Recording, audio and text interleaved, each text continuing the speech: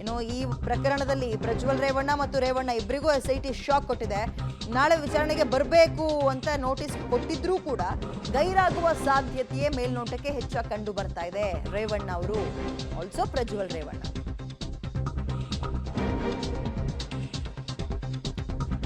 ನಾಳೆ ವಿಚಾರಣೆಗೆ ಬಂದೇ ಬಿಡ್ತಾರೆ ಅಂತ ಅನ್ಕೊಳ್ಳೋಂಗಿಲ್ಲ. ಗೈರಾಗುವ ಸಾಧ್ಯತೆ ಕಂಡು ಬರ್ತಾ ಇದೆ. ಸದ್ಯ ರೇವಣ್ಣ ಅವರು ಹೊಳೆನರಸೀಪುರದಲ್ಲೇ ಇದ್ದಾರೆ. ಇವತ್ತು ಅವ್ರ ನಿವಾಸದಲ್ಲಿ ಮಹಜರು ಮಾಡೋ ಸಾಧ್ಯತೆ ಕೂಡ ಇದೆ. ನಾಳೆ ವಿಚಾರಣೆಗೆ ಬರಲಿಲ್ಲ ಅಂದ್ರೆ ಕಾನೂನು ಕ್ರಮದ ಎಚ್ಚರಿಕೆ ಕೂಡ ಇದ್ದಾರೆ. ನೋಟಿಸ್ನಲ್ಲಿ ಉಲ್ಲೇಖ ಕೂಡ ಮಾಡಿದೆ SIT. ಈಗ ಇದರ ನಡುವೆ ನಾಳೆಯ ಅವರ ಸ್ಟ್ಯಾಂಡ್ ಏನಾಗಿರುತ್ತೆ, ಅಥವಾ ಲಾಯರ್ ಮುಖಾಂತರವೇ ಎಲ್ಲವನ್ನ ಫೈಟ್ ಮಾಡ್ತಾರಾ, ರೆಸ್ಪಾನ್ಸ್ ಮಾಡ್ತಾರಾ, ಏನೋ ಕೆಲಸದ ನಿಮಿತ್ತ, ಕಾರ್ಯದ ನಿಮಿತ್ತ ಈಗ ಬಂದು ಅಟೆಂಡ್ ಮಾಡೋಕ್ಕಾಗಲ್ಲ ಅಂತ ಎಕ್ಸ್ಕ್ಯೂಸ್ ಕೊಡೋ ಸಾಧ್ಯತೆಗಳಿರುತ್ತೆ. ಆಗಿದೆ ಎಷ್ಟೋ ವಿಚಾರದಲ್ಲಿ.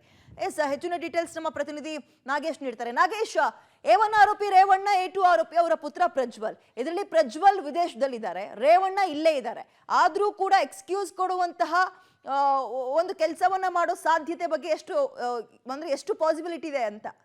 ವಿದ್ಯಾ, ಲೈಂಗಿಕ ದೌರ್ಜನ್ಯ ಪ್ರಕರಣದಲ್ಲಿ A1 ಆರೋಪಿಯಾಗಿರುವಂಥ ರೇವಣ್ಣ ಅವರಿಗೆ ನಿನ್ನೆ ಅಧಿಕೃತವಾಗಿ SIT ಅಧಿಕಾರಿಗಳು ಅವರ ಮನೆಗೆ ಹೋಗಿ ನೋಟಿಸನ್ನು ತಲುಪಿಸಿದ್ದಾರೆ ಅನ್ನುವಂಥ ಮಾಹಿತಿ ಇರುವಂಥದ್ದು. ನೋಟಿಸ್ನಲ್ಲಿ ಭಾಳ ಮುಖ್ಯವಾಗಿ ಅವರು ನೋಟಿಸ್ ನಿಮಗೆ ತಲುಪಿದ 24 ಗಂಟೆ ಒಳಗಡೆ CID ಕಚೇರಿಗೆ ಬಂದು ತನಿಖಾಧಿಕಾರಿಗಳ ಮುಂದೆ ವಿಚಾರಣೆಗೆ ಹಾಜರಾಗಬೇಕು ಅನ್ನುವಂಥ ವಿಚಾರವನ್ನು ನೋಟಿಸ್ನಲ್ಲಿ ಉಲ್ಲೇಖವನ್ನು ಮಾಡಿರುವಂಥದ್ದು.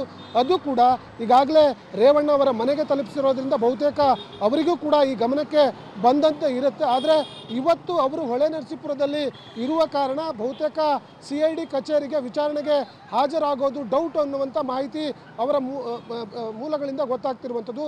ಹಾಗಾಗಿ ಇವತ್ತು ಅವರು ವಿಚಾರಣೆಗೆ ಹಾಜರಾಗದೆ ಹೋದರೆ ಮತ್ತೊಮ್ಮೆ ನಾಳೆ ಇದೇ SIT ಅಧಿಕಾರಿಗಳಿಂದ ನೋಟಿಸನ್ನು ಕೊಡಲಾಗುತ್ತೆ.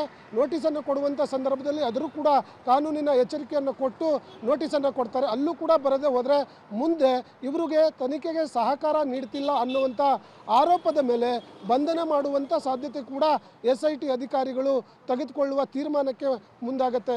ವಿದ್ಯಾ, ಥ್ಯಾಂಕ್ ಯು ನಾಗೇಶ್ ತಮ್ಮ ಡೀಟೇಲ್ಸ್ಗೆ. ಇದು ಹೇಳಿ ಕೇಳಿ ಹೈ ಪ್ರೊಫೈಲ್ ಕೇಸ್. ಈಗ ನೋಟಿಸ್ ಕೊಟ್ಟ ತಕ್ಷಣ ಇವರು ವಿಚಾರಣೆಗೆ ಹಾಜರಾಗ್ತಾರಾ ಅಥವಾ ಎಕ್ಸ್ಕ್ಯೂಸ್ ಕೊಡೋಕ್ಕೆ ಸಾಧ್ಯತೆ ಇದೆಯಾ, ಇವೆಲ್ಲವನ್ನ ಕೂಡ ಕಾದು ನೋಡಬೇಕು.